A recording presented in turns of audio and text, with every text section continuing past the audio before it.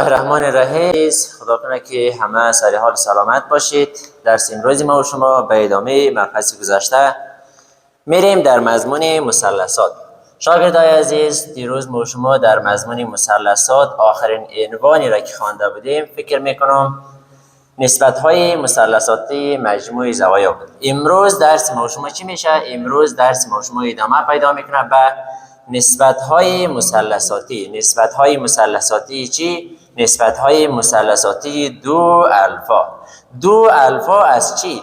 دو الفا از جنس چی؟ دو الفا از جنس الفا. شاگردای عزیز دقت بکنید. قسمی که از نام عنوان درسی ما شما پیداست، نسبت‌های مثلثاتی دو الفا از جنس الفا. یعنی دو تا زاویه وجود داره با هم دیگه ضرب شده، ولی از جنس اصلی اولش که الفا است و اسم. خب عنوان درسی ما شما امروز میریم در قدم اول. در قدم اول دریافت میکنیم ساین دو الفا را. ساین دو الفا را دریافت میکنیم از جنس چی؟ ساین دو الفا را دریافت میکنیم از جنس الفا. در قدم دوم شاگردای عزیز ما و شما میریم دریافت میکنیم کوساین دو الفا. کوساین دو الفا از جنس چی؟ کوساین دو الفا از جنس الفا. شاگردای عزیز بعد در قدم سوم شاگردای عزیز ما و شما میریم دریافت میکنیم چی را؟ میریم دریافت میکنیم تانجانت دو الفا. تانجانت دو الفا از جنس چی؟ تانجانت دو الفا از جنس الفا. شاگردای عزیز درس ما و شما امروز کلن هست روی نسبت‌های مثلثاتی دو الفا از جنس یک الفا. پس ما و شما استفاده میکنیم کدام فرمول؟ دقت بکنید. ما و شما شاگردای عزیز امروز کدام فرمول استفاده میکنیم؟ اگر شما یادتان باشه دیروز ما و شما ساین الفا مثبت بیتا را خواندیم که مساوی به چی میشه. کوساین الفا مثبت بیتا را خواندیم که مساوی به چی میشه. تانجانت الفا مثبت بیتا را خواندیم که مساوی به چی میشه. ما و شما میایم امروز فقط از اون موضوع فرمول استفاده میکنیم، موضوع خود حل میکنیم. چه قسمی؟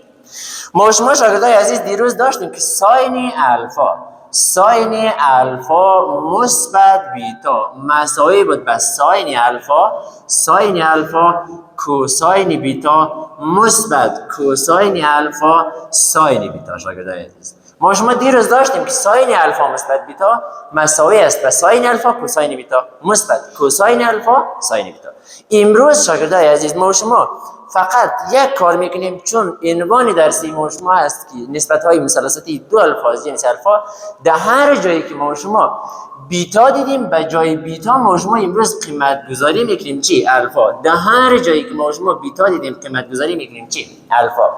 و اینجا همچنان شاگردان ما شما در جای بیتا چه قیمت گذاری میکنیم؟ الفا قیمت گذاری میکنیم، چون عنوان درسی ما شما هست ساین دو الفا از جنس الفا. اینالا شاگردای عزیز ما شما میریم ساین الفا مثبت الفا مساوی میشه با ساین الفا کوساین الفا مثبت کوساین الفا و ساین الفا. اینالا شاگردای عزیز دقت بکنیم. حاصل ساین الفا مثبت الفا مساوی میشه با ساین چی؟ مساوی میشه با ساین دو الفا. مساوی میشه شاگردای عزیز یک ساین الفا کوساین الفا اینجا داریم، یک ساین الفا کوساین الفا اینجا داریم. دو تا عدد مشابه که یک جای شود در ضریب تعدادش علاوه میشه. چه قسمی؟ ساین دو الفا مساوی میشه به چی؟ مساوی میشه به دو ساین الفا ضرب چی؟ ضرب کوساین زاویه چی؟ کوساین زاویه الفا. این فرمول شاگردای عزیز یاد میکنه به نام چی؟ به نام نسبت‌های مثلثاتی یا ساین دو الفا از جنس چی؟ ساین دو الفا از جنس الفا. پس در قدم بعدی شاگردان میریم همچنان کوساین دریافت میکنیم. وقتی که عنوان درسی ما شما هست کوساین دو الفا از جنس الفا، اول میایم کوساین چی رو مینویسیم؟ اول مینویسیم کوساین الفا مثبت بیتا مساوی میشه به چی؟ مساوی میشه شاگردای عزیز به کوساین الفا ضرب کوساین بیتا منفی چی؟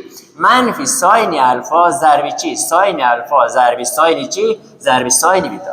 همچنان شاگردای عزیز چون عنوان درسی ما شما هست نسبت‌های مثلثاتی دو الفا از جنس الفا، وقتی میگه از جنس الفا پس ما شما در هر جایی که بیتا میبینیم به جایش قیمت گذاری میکنیم الفا. در هر جایی که بیتا میبینیم به جایش قیمت گذاری میکنیم چی؟ قیمت گذاری میکنیم الفا. در هر جایی که بیتا میبینیم به جایش قیمت گذاری میکنیم الفا. پس کوساین الفا مثبت الفا مساوی میشه به چی؟ مساوی میشه به کوساین 2 الفا. کوساین 2 الفا مساوی میشه به چی؟ مساوی میشه به کوساین الفا ضرب کوساین الفا منفی ساین الفا ضرب ساین الفا. اینا شاگردای عزیز دقت بکنیم. کوساین 2 الفا خودش کوساین 2 الفا مساوی میشه به چی؟ کوساین الفا ضرب کوساین الفا وقتی دو حد مشابه یا دو عدد مشابه با هم دیگه ضرب میشه، از عددهای مشابه یکیش گرفته میشه که ما شما میگیریم کوساین الفا، توانها با هم جمع میشه مربع، یعنی کوساین مربع الفا منفی ساین الفا ضرب ساین الفا مساوی میشه به ساین مربع چی؟ ساین مربع الفا. اینی میشد شاگردا فرمول چی؟ فرمول کوساین 2 الفا. پس کوساین 2 الفا رو مجموع مساوی داریم به چی؟ مساوی داریم به کوساین مربع الفا منفی ساین مربع الفا. شاگردای عزیز ما شما میتونیم تانجانت را از حاصل تقسیم ساین بر کوساین هم دریافت بکنیم. اگر این کارا نکردیم میریم از فرمول قبلی هم ثبوت میکنیم. رای کرافتین کار شما درست است. پس میریم شاگردا اول میریم ثبوت میکنیم تانجانت الفا مثبت بیتا مساوی میشد به چی؟ مساوی میشد به تانجانت الفا مثبت تانجانت چی؟ تانجانت بیتا بر یک منفی تانجانت الفا ضرب تانجانت چی؟ تانجانت بیتا. اینا شاگردای عزیز چون عنوان درسی ما شما هست تانجانت 2 الفا از جنس الفا، پس میریم در هر جایی که بیتا دیدیم ما شما قیمت گذاری میکنیم به عوضش چی؟ الفا. در هر جایی که بیتا دیدیم به جایش قیمت گذاری میکنیم چی؟ الفا. پس شاگردای عزیز میریم مینویسیم که تانجانت الفا مثبت الفا مساوی میشه به تانجانت الفا مثبت تانجانت الفا بر یک منفی تانجانت الفا ضرب تانجانت الفا. اینا شاگردای عزیز ما شما داریم تانجانت الفا مثبت الفا مساوی میشه به چی؟ مساوی میشه به تانجانت 2 الفا. مساوی میشه تانجانت الفا مثبت تانجانت الفا میشه 2 تانجانت الفا بر یک منفی تانجانت الفا ضرب تانجانت الفا میشه تانجانت مربع چی؟ تانجانت مربع الفا. اینی فرمول شاگردای عزیز یاد میکنه به نام چی؟ به نام تانجانت 2 الفا از جنس چی؟ از جنس الفا. میم شاگردای عزیز برای هر کدام مثال حل میکنیم. چه قسمی؟ ما شما داریم ساین 2 الفا از جنس الفا، کوساین 2 الفا از جنس الفا، تانجانت 2 الفا از جنس الفا. اینا شاگردای عزیز میریم یک مثال حل میکنیم. مثلا شما را در امتحان سوال میره میگه ساین را شاگردای عزیز شما را در امتحان سوال میره میگه ساین 120 درجه مساوی است. شاگردای عزیز همه میفهمن که 120 درجه زاویه مشهور نیست. نه در مثلث متساوی الاضلاع، نه در مثلث قایم زاویه و نه از روی محور کمیت وزن ما نمیتونیم میره دریافت بکنیم. فقط یک راه و چاره ای که ما میتونیم بسیار آسان در پیش بگیریم. ساین چی میتونیم بگیریم؟ ساین 2 الفا از جنس چی؟ 2 الفا از جنس الفا. اینا شاگردای عزیز ما میتونیم ساین 120 درجه رو بنویسیم چی؟ بنویسیم ساین 2 ضرب 60 درجه. 2 ضرب 60 درجه. ساین 2 ضرب 60 درجه شاگردا. پس ما شما داریم ساین 2 الفا ساین 2 ضرب 60، یعنی قیمت الفا در اینجا چنده؟ قیمت الفا در اینجا هست 60 درجه. پس ما در فرمول داشتیم مساوی به چی؟ مساوی به 2 ساین الفا یعنی 2 ساین 60 درجه ضرب کوساین الفا یعنی کوساین چند درجه؟ کوساین 60 درجه. شاگردای عزیز دو خودش ساین 60 درجه رو ما مساوی داشتیم به چی؟ مساوی داشتیم به جذر 3 بر چند؟ جذر 3 بر 2. 2 ضرب جذر 3 بر چند؟ جذر 3 بر 2 ضرب کوساین 60 درجه رو شاگردای عزیز ما مساوی داشتیم به چند؟ مساوی داشتیم به 1 بر 2 ضرب 1 بر چند؟ ضرب 1 بر 2. دوی صورت با دوی مخرج خلاص. صورت ها با هم ضرب میشه، جذر 3 ضرب 1 میشه خود جذر 3. مخرج ها با هم ضرب میشه، 2 ضرب 1 میشه پس خود چی؟ خود 2. پس شاگردای عزیز ما شما بسیار واضح میتونیم بنویسیم که ساین 120 درجه مساوی میشه به چند؟ مساوی میشه به جذر 3 بر چند؟ جذر 3 بر 2. این عزیزان شاگردای عزیز یک وقت به شما سوال میه، شما را میگه کوساین چی را پیدا کنین؟ شما را میگه کوساین 120 درجه را دریافت کنین که کوساین 120 درجه مساوی چیست؟ تو کوساین 120 درجه را یادت نمانده شاگردای عزیز. اصلا جدول مثلثاتی نداری، ماشین حساب ساینتیفیک پیشت نیست، نمیتونی که دریافت بکنید. ولی ساین نسبت های مثلثاتی 60 درجه و 30 درجه خوب یادت است. میتونیم شاگردای عزیز به جای 120 بنویسیم کوساین چند؟ کوساین 2 ضرب 60 درجه. پس قیمت الفا اینجا چند شد؟ 60 شد. میتونیم بسیار واضح بنویسیم کوساین مربع الفا یعنی کوساین مربع 60 درجه منفی ساین مربع الفا یعنی ساین مربع چند درجه؟ 60 درجه. شاگردای عزیز به جای کوساین 60 درجه ما میتونیم بنویسیم چند؟ ما میتونیم بنویسیم جذر 3 بر 2 یعنی جذر 3 بر 2 چی؟ جذر 3 بر 2 کل مربع منفی ساین مربع الفا رو میتونیم به جایش بنویسیم چند؟